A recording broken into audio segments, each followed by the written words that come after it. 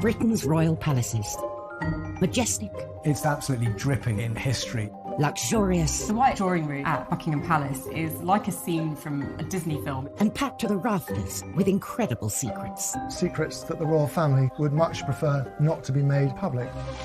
From royal courtships to royal births to royal marriages and scandals, the palaces have played host to all of that. This series goes behind palace walls. The royal palaces represent the monarchy and have incredible history. We'll learn how these iconic creations were built. 16th century kings built with brick in a way that we wouldn't recognise today. This is George IV leaving his mark on the centre of London. Uncover the spectacular palace art housed within. The royal collection is vast, and I mean vast. It has more than 1 million objects spread across all of the royal palaces. Just imagine what has been collected over centuries. So this collection is unlike any other collection in the world. Discover their gruesome stories. It's an amazing insight into the royals' history, but also our common history. Frankly, if you're going to cut the head off a king, it's got to be done in a palace. And relive the recent events that shaped the modern royal family. The whole case was an absolute fiasco and a huge embarrassment. The Queen was particularly aggrieved that Harry had done it in the way that he had. This is The Secrets of the Royal Palaces.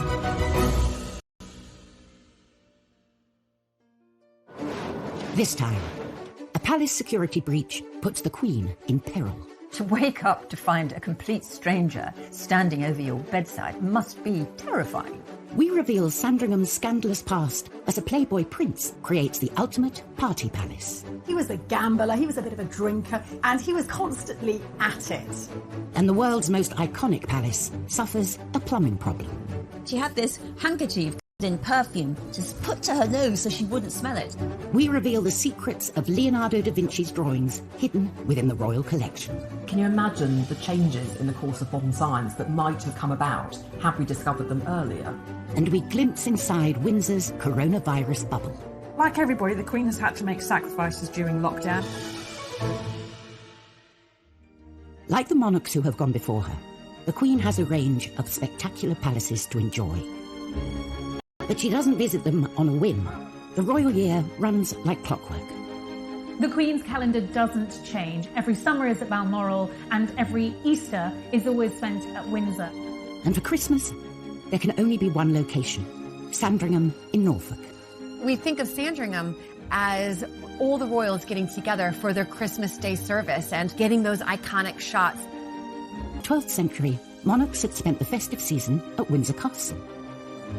But this all changed when the royals put down roots at this much-loved family home.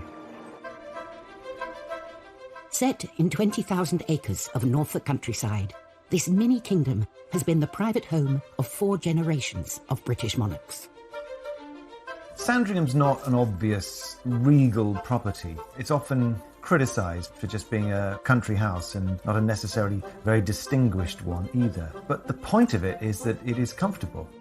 I think Sandringham occupies a unique position among the royal residences, and each succeeding generation of royals has loved it. Sandringham is about the private person. It's about the family life behind the image of the throne.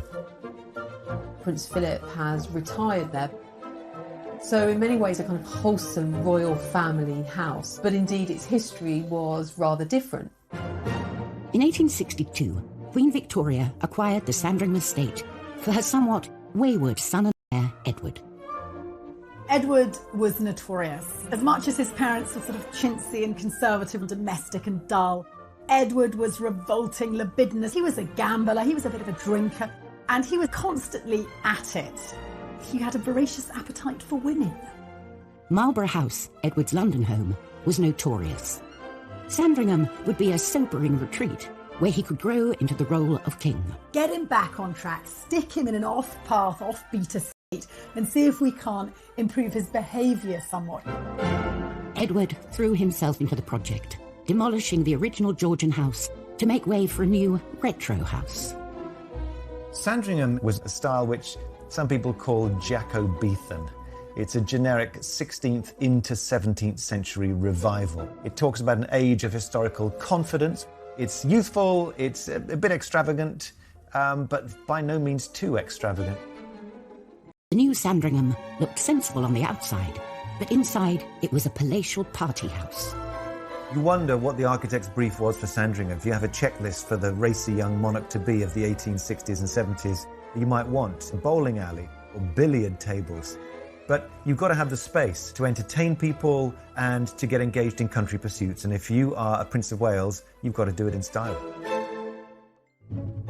Edward also made the most of Sandringham's vast estate, turning it into a shooting paradise, complete with Europe's largest game larder. It was less in many respects about the house and more about the grounds, this kind of playboy park, for want of a better expression, which is where a lot of Edward's attention went. They planted thickets and they imported literally bags of this, the very best shoot in England, and that really, really mattered at the time. They say time waits for no man, but at Sandringham, even the clocks were subject to royal whims. Edward was absolutely determined to try and cram in as much hunting each day as he could. And indeed, he changed the clocks, created Sandringham time to give him more daylight hours to hunt in. Sandringham time, 30 minutes ahead of Greenwich Mean Time, was the official time on the estate from 1901 until 1936. And eventually, Edward's mother got her wish, as he and his country house settled down somewhat. The thing about Sandringham is that, like its inhabitants, it grew up. It went from being a place of billiards and bowling to more cultured pursuits as Edward VII and Queen Alexandra and their children all evolved and grew up. And so the old bowling alley became the Long Library, and that's where the Queen is shown when she gave her first televised address to the nation. So it's not a fixed thing, it shows a life lived. The royal palaces serve as homes, as offices, and as bolt holes away from it all. But they all share a common purpose: to keep the royal family safe. Some were built with security in mind. Windsor is a castle. It was built to do battle. It was built to house armies. It was built to protect a royal family. But the palaces are not always as secure as they seem. At 6:45 a.m. on the 9th of July 1982, unemployed labourer Michael Fagan approached Buckingham Palace. His actions over the next 45 minutes would uncover a series of shocking weaknesses in the palace's security systems. He managed to climb this 14-foot high wall. And then he climbed up a drain pipe into a window and found himself roaming free in the corridors of Buckingham Palace. It's the most extraordinary breach of security. For 15 minutes, Fagan wandered around the palace. A cleaner said good morning. I think he sat on the throne. He had taken his shoes off and had no socks, so he must have looked quite a sight. But clearly, nobody took any notice. But exactly how had Fagan evaded palace security? Apparently an alarm sensor had detected his movements, but police dismissed it. The officers in that control room had been desensitised to the alarms because there was ongoing problems by them giving the palace, and no one would have known. But his early morning jaunt didn't end there. He entered a room that would turn his trespass into a worldwide scandal. At 7:15 a.m, he found the door to the Queen's bedroom unprotected. Her security detail had gone off the night duty at 6 o'clock, and nobody else was in place. And the next line of defence, her footman, was nowhere to be seen. The footman had taken the dogs for a walk, so the Queen was there on her own. Inside the bedroom, Fagan opened the curtains and woke the Queen. The sight of this slightly dishevelled man wandering into her bedroom must have been really, really terrifying for the Queen. To wake up to find a complete stranger standing over your bedside must be terrifying. The Queen pressed the alarm bell in her bedroom. But no one came. The Queen was incredibly composed. She kept Fagan talking. She remained incredibly calm. The Queen clearly got the measure of Michael Fagan, engaged him in conversation. In fact, Fagan asked for some cigarettes. Luckily, a maid who'd been cleaning nearby entered the Queen's bedroom. The maid went to get cigarettes and and with police officers. Fagin was marched out of the palace, with everyone realising the Queen had been very lucky. It was a complete and utter disaster from a protection point of view. I mean, by very good luck, Michael Fagin did not go there with the intention of harming the Queen. But it could have turned out really badly. The impact of this break-in went much further than the Queen's bedroom. The commander of A Division was forced to resign, and several other junior officers were actually disciplined and as a consequence. Changes to palace security were made, with more armed police officers and upgraded security systems. And it seemed to do the trick. Buckingham Palace remained watertight for 20 years. But in 2003, tightened security was breached to an even more terrifying degree, when an undercover journalist revealed how easy it was to get to the very heart of the royal palace. He even served the Queen and the Duke of Edinburgh their breakfast. Coming up in Secrets of the Royal Palaces, we learn how a king lost his head in front of his palace. One moment you're decorating your palace, next moment you're executed outside it. And we uncover the groundbreaking Leonardo da Vinci drawings that lay hidden inside Windsor Castle. For about 250 years, these discoveries lay secret, hiding in the royal collection.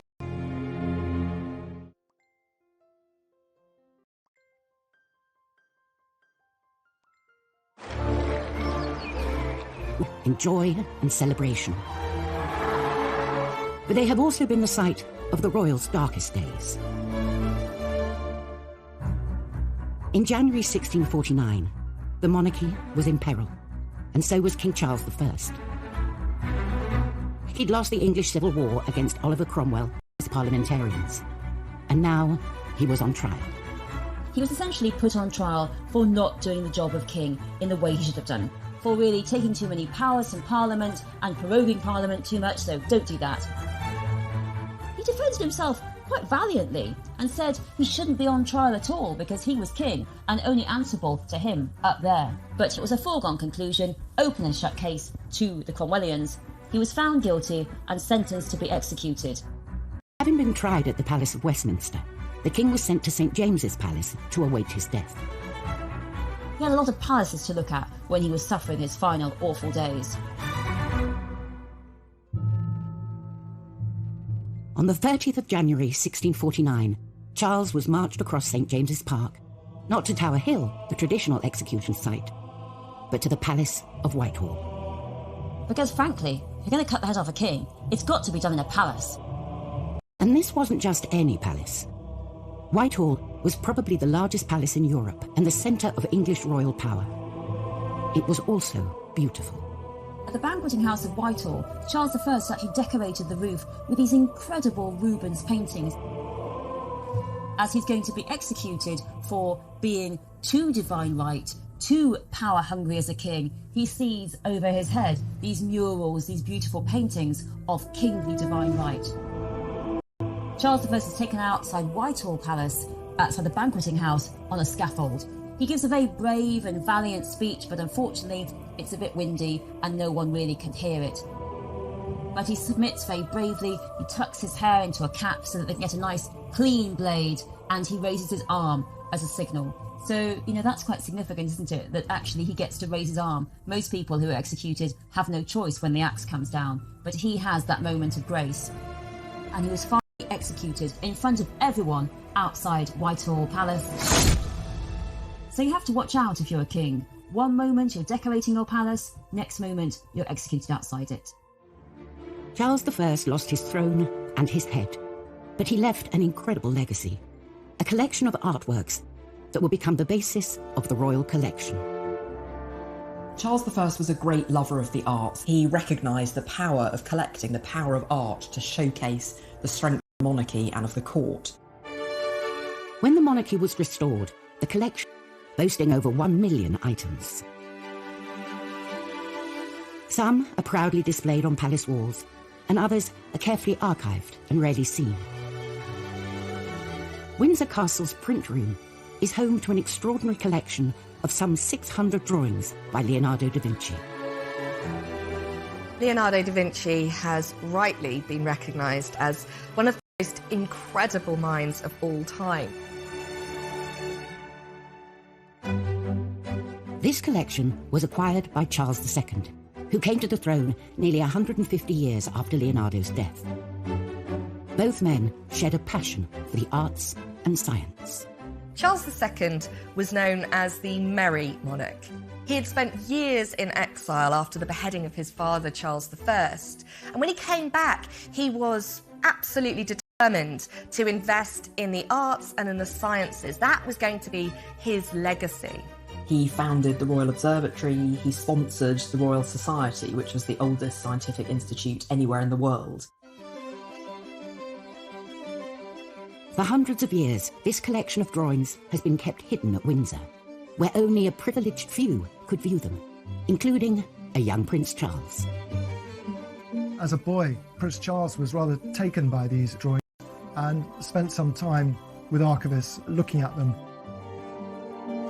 And when he later told the family what he'd been doing, they thought it was all rather strange because, of course, they'd all been outside messing around on horses, and he had been locked inside looking at the drawings of Da Vinci. In 2019, the public were allowed a glimpse of this rare collection, as hundreds of them went on display at Buckingham Palace's Queen's Gallery. 2019 was a mesmerising moment. They'd always been lent in small numbers to individual exhibitions, but there was a huge exhibition at the Queen's Gallery. Actually, these drawings were never intended to be seen at all. Leonardo used them as his laboratory to explore new ideas, particularly in the field of human anatomy. The things he discovered were revolutionary. Really minute anatomical drawings that can still help anatomists today. For about 250 years, these discoveries lay secret, hiding in the royal collection. But can you imagine the changes in the course of modern science that might have come about had we discovered them earlier? But the drawings had still more secrets to reveal. Secrets that would lie hidden to the naked eye. Royal palaces house not only priceless treasures and centuries of history, but also the royals themselves. Keeping the palaces safe and secure is of paramount importance. In 1982, Michael Fagin's intrusion into the Queen's bedroom revealed the cracks in Buckingham Palace's defences.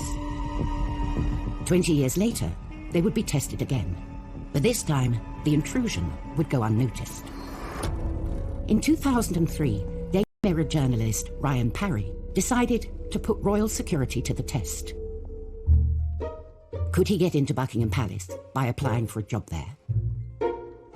The application process was surprisingly straightforward.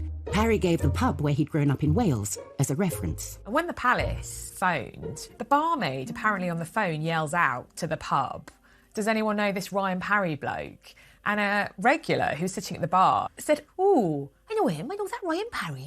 Oh, I know him, he's a good bloke." And on that basis, the personnel of the royal household employed him. Ryan Parry started work as a royal footman. To expose the access he had, a covert Daily Mirror photographer was positioned to snap him. These images showed he was at the heart of the royal household, with no proper security checks. He was shown riding on a state coach, and even stepping out onto the famous Buckingham Palace balcony. I just had to kind of make myself and think, I can't believe I'm actually standing at this very spot.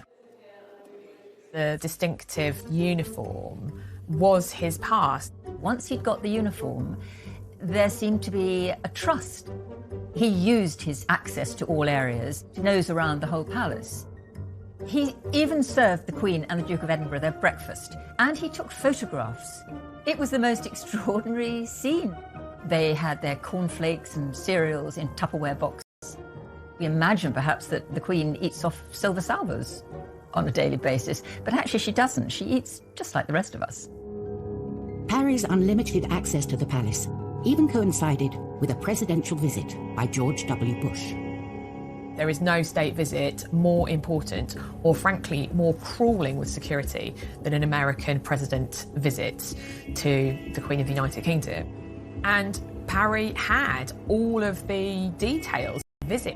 It was shocking that he could get a job that easily with so little security checks and clearance.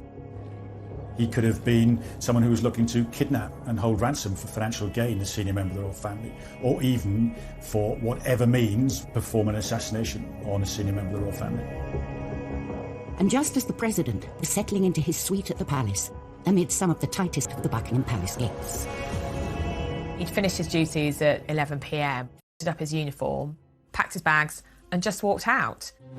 The next day, the Mirror published his story, 15 pages of detailed insights into life at Buckingham Palace. My brief was particularly to look at the security procedures in place. But a lot of what you wrote, obviously, was more kind of below-stairs tittle-tattle, wasn't it? Sure, but I mean, that was all part of my information gathering. The palace were furious because, of course, Ryan Parry was undiscovered. They only knew about it when they saw the front page the following day. This wasn't just a breach of security. They'd had an intruder who had taken photographs of their space, their private life. The Mirror claimed the undercover operation exposed lapses in security rather than in invading royal privacy. You have to look at how those flaws are exposed and how, in fact, you make sure you deal with them. So that shouldn't be allowed to happen again. An inquiry into the incident, to a new vetting procedure being introduced to ensure the palace is kept watertight. But for those tasked with keeping the royal palaces secure, the challenges remain. Palaces and castles are not prisons. You don't have ack-ack guns, you don't have huge amounts of barbed wire. And the royals themselves do not want the intrusion, so you have to balance that their homes with security, and it's not an easy job. Still to come on Secrets of the Royal Palaces, we reveal Windsor Castle's invisible Leonardo da Vinci drawings. It's an incredibly rare privilege to be able to see them in the flesh. They're not normally able to be on display. And we glimpse inside Sandringham's most private of rooms, where one Thomas Crapper spared the blushes of the prince's mistresses. They would have had to have put up with gross, handsy Edward, but they could have at least lushed away their own detritus.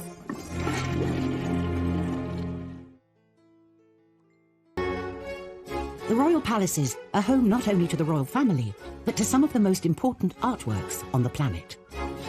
All of this stuff is the Queen's, but it's also the country's. The Royal Collection looks after all of this priceless furniture, all of these priceless paintings on behalf of the nation. Amongst the collection is this rarely seen set of some 600 drawings by Leonardo da Vinci. Acquired by King Charles II over 350 years ago, they're still revealing their secrets today. One of the things that would have really appealed to Charles II as both a collector and someone with quite a scientifically inclined mind was Leonardo's mirror writing. Many of the drawings are covered in a strange handwriting, and this was Leonardo's secret shorthand. It was also mirrored, so it only reads properly from right to left if you hold it up in front of a mirror. We're not entirely sure why he did it. One, he wouldn't be smudging his own ink as he went. To me, it really looks like it's coded. So perhaps he used mirror writing in order to protect his ideas from people that might wanted to steal them. But these weren't the only secrets the collection was concealing. Among Leonardo's most beautiful sketches are pieces of paper that seem like they are completely blank. Over the centuries, the drawings had faded. But under UV light, they are revealed.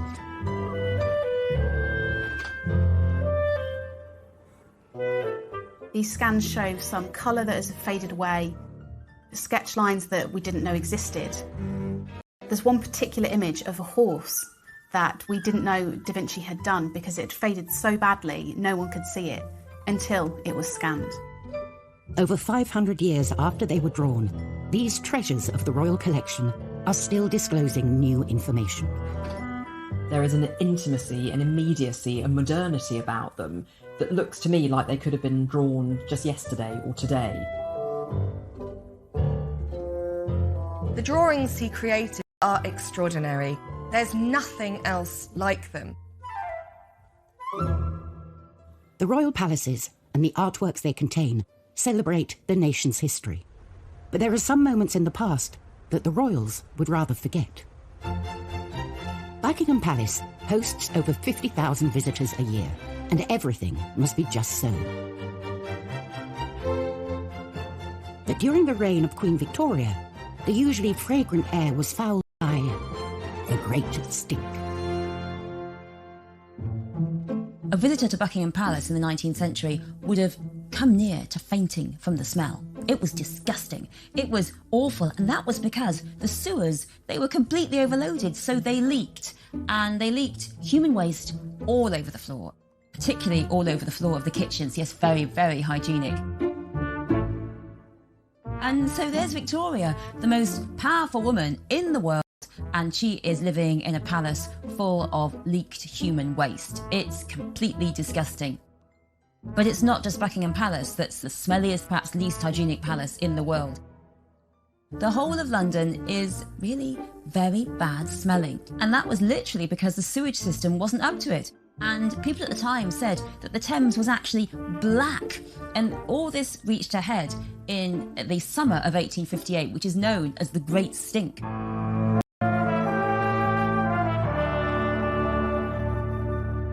And Queen Victoria herself, well, she soldiered on. But there was steamer that was really one of the sights of London at the time. And Victoria was ready. She was a prepared kind of queen. She had this handkerchief covered in perfume just put to her nose so she wouldn't smell it. But even, she said, after 2 minutes, she couldn't cope. So she had to say to the boat, go back to Buckingham Palace. She really felt she was about to faint. She said to her daughter Vicky that she'd been half poisoned by the smell of the Thames.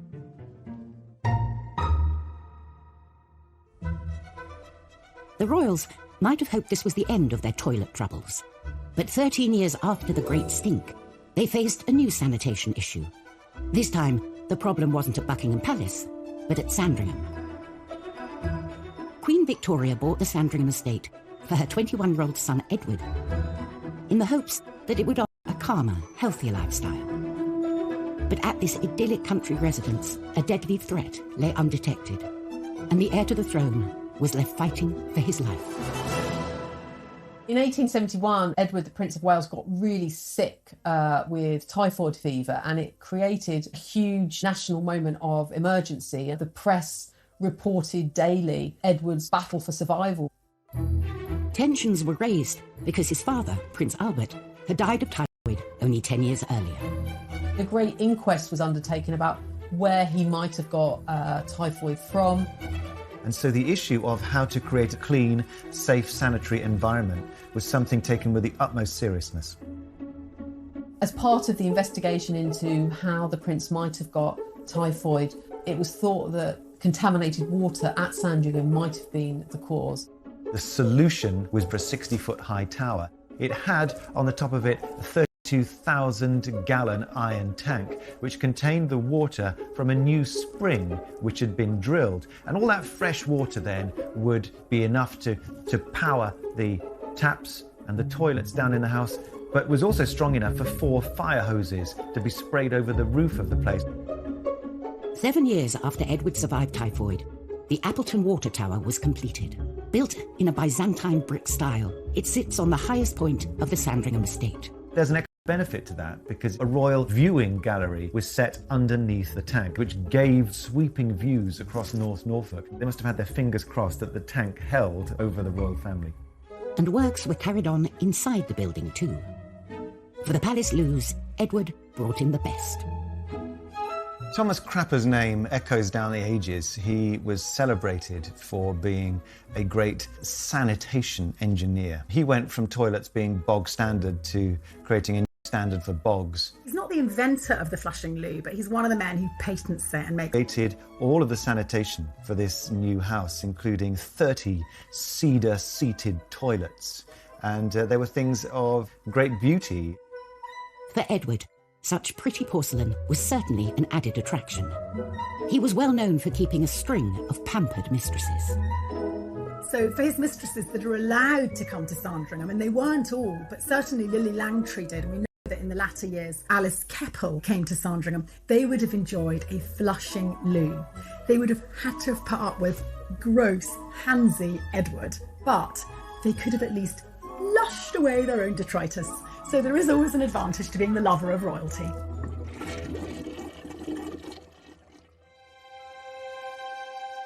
Throughout history, the British royal palaces have withstood wars, floods, and fires. But in 2020, the world faced an unprecedented threat. As the deadly coronavirus pandemic took hold, palace officials scrambled to protect the Queen. It's probably more important that the Queen is isolated than anybody else. The government depends upon her, so were she to succumb to the pandemic, it would be an extra crisis. Then, aged 93, the Queen and Prince Philip, almost 99, were considered at extreme risk. 4 days before the rest of the country officially locked down, the Queen left the capital and was whisked away to Windsor Castle. Having a castle like Windsor Castle to lock down in is almost ideal. It's built as a fortress. But even Windsor Castle would need an extra line of defence against this new enemy. So the royal household set up something known as HMS Bubble, sort of a social bubble, if you like, within Windsor Castle. HMS Bubble consists of a team of 22 loyal staff members who supported the Queen and the Duke through lockdown. Like everybody, the Queen has had to make sacrifices during lockdown, and she's managed to pare her staff down to just the basic 22. You know, a couple of chefs, an army of gardeners, a valet or two, some housemaids, housekeepers. I don't think she'll be making her own dinner quite yet, but it's definitely a stripped-down version of the huge amount of staff and courtiers she normally has. Before entering Windsor for their 3-week shift, every member of staff would have to undergo a week's quarantine and COVID testing. You're dealing with an invisible enemy. With the virus, it only has to come in that secure bubble that you've created. Getting it wrong is not an option. Despite the strict new measures, spirits in Windsor remained high.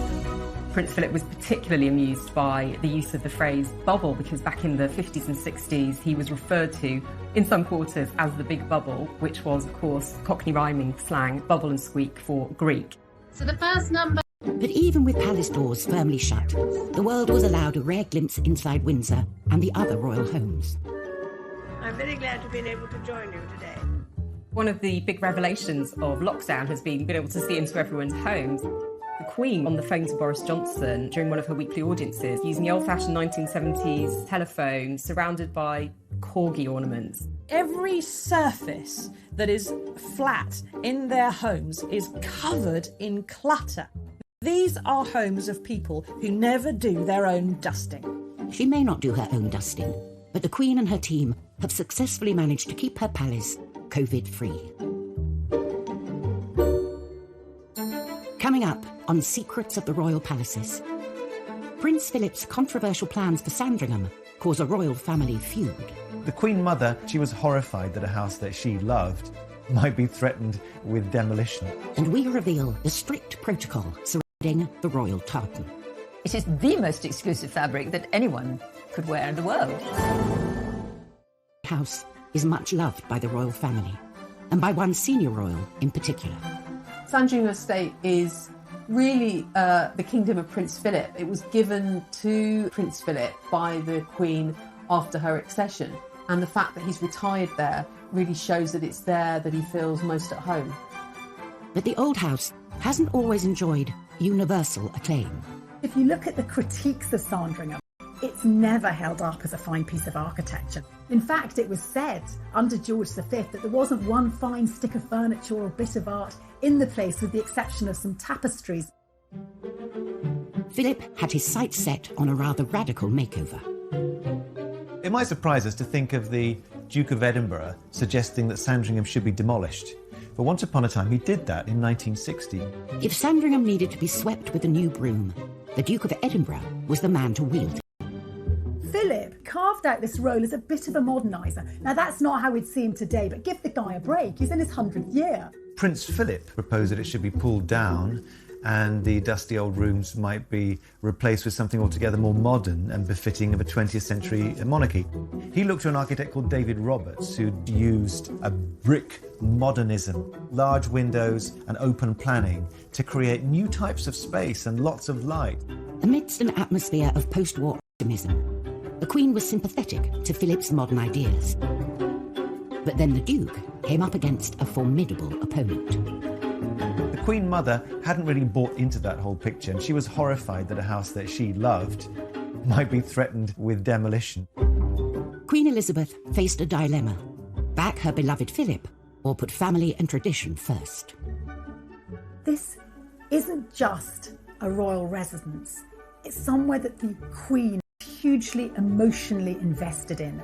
Her grandfather and her father adored Sandringham.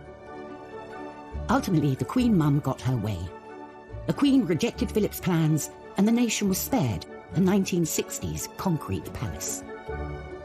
So Sandringham stayed there since. The interiors are still largely as they were in the 19th century. The sitting room is kind of full of knickknacks. There's the feeling that Queen Alexandra or Queen Mary have sort of just left the room. So not necessarily everybody's taste, some might say a bit over the top, but actually very, very intimate and warm and cosy.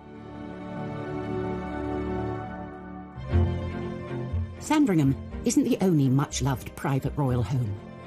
Balmoral is set amongst the lochs and mountains of the Scottish Highlands. Its beauty inspired one royal to turn fashion designer. At Balmoral, the royal family love to embrace the Highland life, particularly when it comes to their attire. The family take their Scottishness very seriously, and they wear tartan a lot when they're in Scotland. For centuries, tartan has been worn by Highlanders as a symbol of clan identity. Each clan in Scotland has its own tartan. It represents the family, the lineage, the history of that particular clan. So it's about as Scottish as you can get.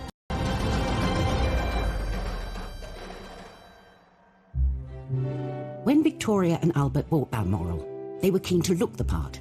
But as a non-Scot, Albert had no tartan. So he decided to design his own. The Balmoral tartan that was designed by Prince Albert, and it's grey and red and black. It's quite distinctive. The mottled grey background of the Balmoral tartan is supposed to represent the granite that can be found locally around Balmoral. It was slightly amended by Edward VIII, so now the version we have today is similar but slightly softer in tone. But what makes the Balmoral tartan so unique is its exclusivity. The use of the fabric has for many years been strictly controlled. The Queen is the person who has to decide if anyone else is allowed to wear it, so even those in the royal family have to get her permission. But there are a few chosen non-royals who are permitted to wear the tartan.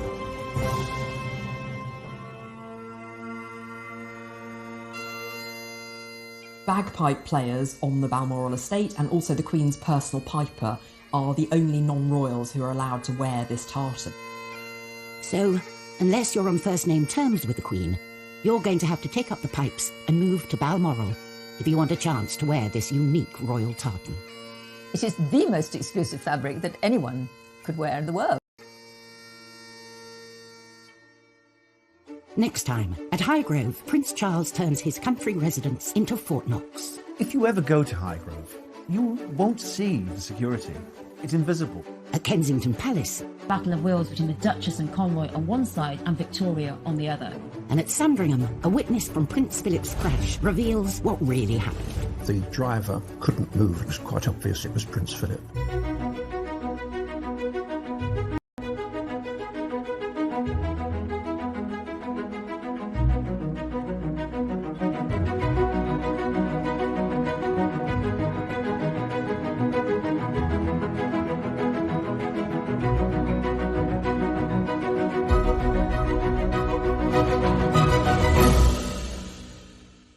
Being a country house and not a necessarily very distinguished one either. But the point of it is that it is comfortable.